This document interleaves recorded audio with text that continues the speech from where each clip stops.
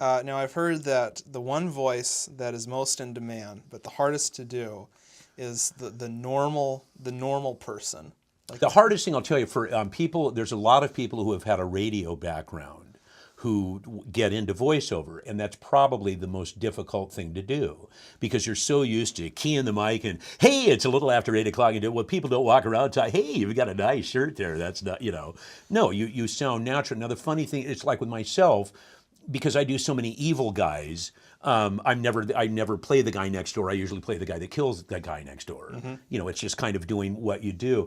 It's interesting in that, again, that depends entirely on the style of the game. If it's rated E for everyone, it's going to be now we're going to paint the flower. If it's rated M for mature, kill the motherfucking flower, man. Pull the fucking petals off that fuck. It's all over the place. So it's going to be, so you need to do your homework a little bit if you're auditioning for something to find out, what kind of content is this. But the whole thing too is as voice talent, you need to kind of stick within your wheelhouse. My voice is naturally a little bit deeper. So, me doing kids' voices sounds like I'm trying to lure them into the van with a candy bar, so it's probably not a good, so I kind of steer away from that, The natural read stuff is interesting because it even commercially, it's gone from that Gary Owens kind of read, which is in beautiful downtown Burbank, where he had that thing. Then it went to that very monotone, I got up this morning, saw my wife, I went to work, I came home, I had a sandwich, went to bed, got up again next day and went to work, and it was that just very, very flat. The reads right now, younger sounding, skewing to that age bracket, also very, very Gen X. Gen X meaning like, the new iPhone, I don't give a shit if you buy this, you suck.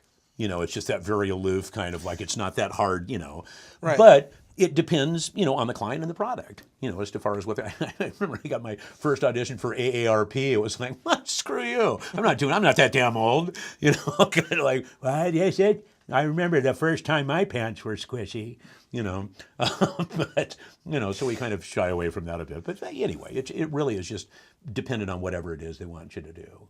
I remember years ago, Fievel Goes West, when the Spielberg thing came out. Right. Well, that was one of the first big animated things, and with Steven Spielberg, so the copy, auditioning for that was very, very hush-hush, even to the point where they had the scripts that if you tried to copy the script, it would disintegrate the print on a photocopier. Wow. But it was things like, he's a rat.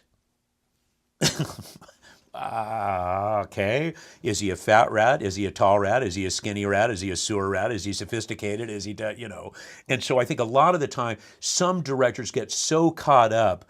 Video games can be notorious for that.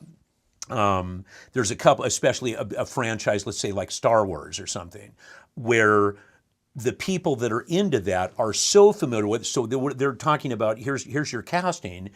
And it goes, he was basically, when he was born on the planet Schlerk. And then the Snungy people, basically kidnapped him when he was 3 years old. And he was raised by the Glurpers. And then it's like, and what kind of voice does that mean? Right.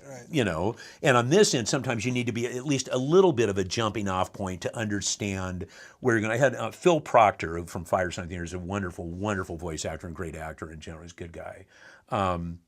Phil had sent me this piece of copy one time years ago that he goes, you have to see this.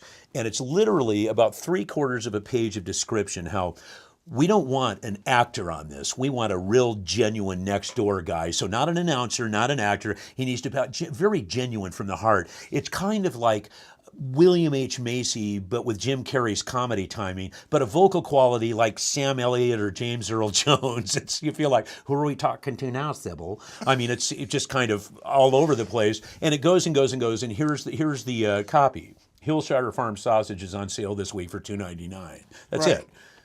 So what's interesting is that usually in the audition process, they really are not sure what they want. Mm-hmm.